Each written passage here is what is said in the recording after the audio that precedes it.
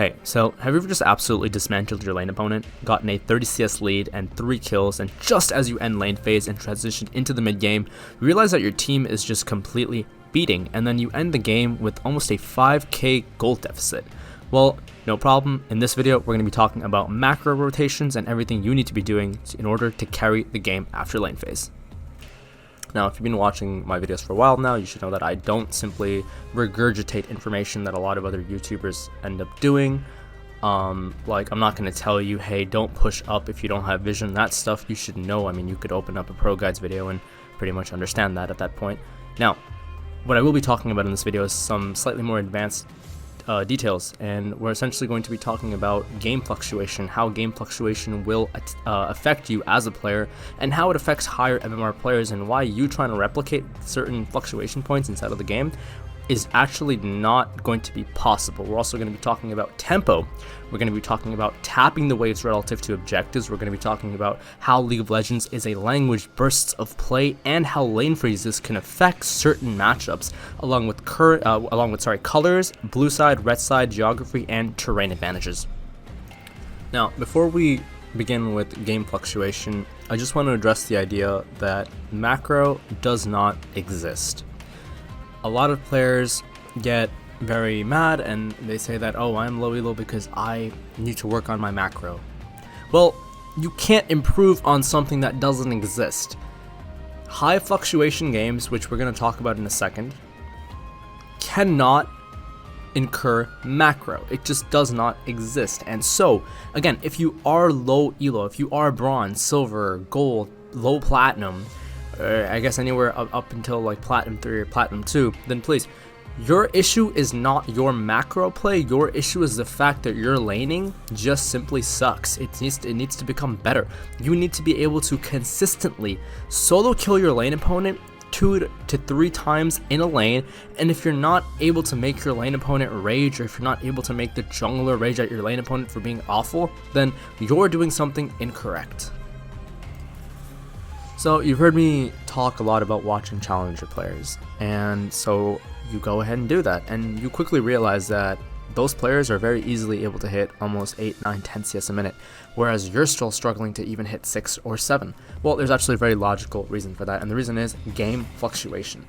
Because there are more skirmishes and more awkward teamfights inside of lower MMRs of play, you're going to naturally have lower CS. Now, this can be compared to high elo, where because there is more of a structured game volume, you're going to be able to actually catch more waves, and so higher CS is going to be an option for those players.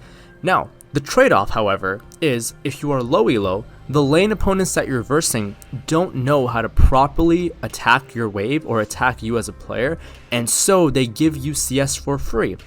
The trade-off for higher elo play is that you don't get those minions for free inside of the lane phase, because the lane then becomes a language, and so there's a very clear trade-off from low elo to high MMR. Now, there is no set amount of CS you should be getting, but you want to try to hit as much as possible.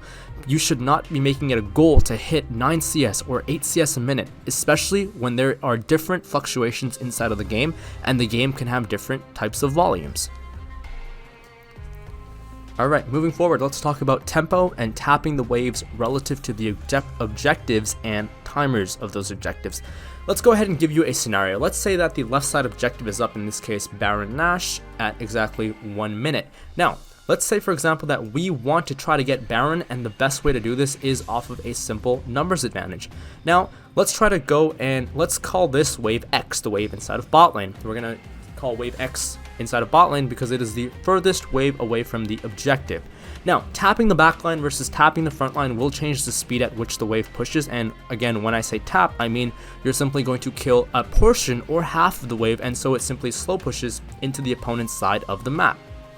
Now, if we tap the wave at 1 minute, let's say we tap wave X at 1 minute, wave X will then eventually, once Baron spawns, will be inside of a position where the opponents are forced to eat the waves or simply take tower damage and lose the wave, and then thus it'll essentially prompt the wave back into our side of the map. Now, the upside to this little tactic is that because there's a giant wave inside of bot lane, a lot of the players that you're playing against in lower elo are going to go over and try to eat that wave, and so you're going to have a numbers advantage onto the left hand side of the map, and where then you simply force the fight and you're going to start winning. You can then do this as well onto the right hand side of the map, where now you're playing for Dragon. Another scenario, let's say that Dragon is about to spawn in about, let's say, 45 seconds, and so you can actually go up into top lane, kill half of the wave, simply tap it, slow push it into the opponent, and then as you're moving back into the Dragon fight, the opponent, your enemy team,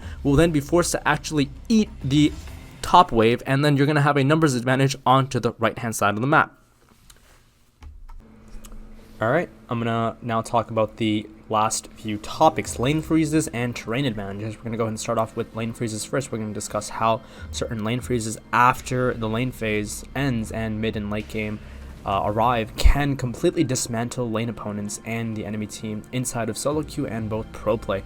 So an example of this is, let's say Nashor is not up, nor is Draken. Let's say that there is a bot wave coming into you with more reds than blues. So essentially the wave will end up locking for you on your side. So what you're essentially going to do, instead of hard pushing and giving the opponents a free wave, you're going to simply freeze it so that you've completely negated a lane for your lane opponent or the enemy team. And now the enemy team is forced to essentially fight, and as they try to fight on the left hand side of the map, where there really is no objective to take, and so a fight just overall won't make sense, you can simply ping your teammates back and they won't actually take the fight. And this is, well, more for higher levels of play, and even in lower MMR you can still do this, right? Anyways, so let's go ahead and change some variables up. Now let's say that Nashor is up and the red wave, again same scenario, is pushing down into bot lane, and so a lock on the wave is possible. Again, in this wave, you can essentially freeze it if you have teleport, because then you can respawn to the red side Nash take. However, if you don't have teleport, then shoving in the wave is the correct call, and simply going over to your team to make it a 5v5 is always going to be the right decision to make. Lastly, I'm going to go ahead and talk about certain terrain advantages. Now, I'm not going to go too deep into this concept. I'm only going to cover just the general surface of the idea, because this in itself is a very deep and complex concept, in the sense where terrain advantages and colors can be all it depends on champion pick. We can talk about drafts. We can talk about certain champions that are better on certain sides of the map, and a lot of this has to do with pro play, and not all of this has to do completely with solo queue, mainly due to the fact that the solo queue, even up into challenger, is very chaotic, and a lot of these concepts don't really matter too much, but however in pro play they do. I mean, the concept is very simple. Like, let's just say, for example, that blue side Baron takes relative to the terrain, because it's an alcove coming inwards, is a lot easier than red side Baron takes, and simply we can just reverse the situation onto the right hand side of the map, in the sense where red side Baron takes is also red side Dragon takes are very much, they're a lot easier than taking blue side Dragon takes, and so certain champions have certain advantages relative to the colors that they are playing in. I'm also going to discuss how certain colors can put you behind relative to champion pick, along with how certain dragon captures can actually put you behind inside of the game at the highest of levels. And this is going to be done essentially in the part 2 of the video, where I'm going to be talking more around professional play and whatnot.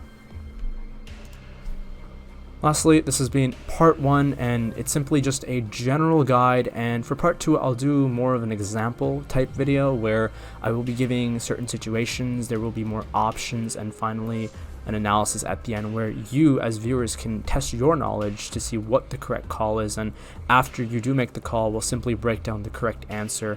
And yeah, that'll hopefully happen sometime soon. Again, thanks for tuning in, and I will see you for the next video.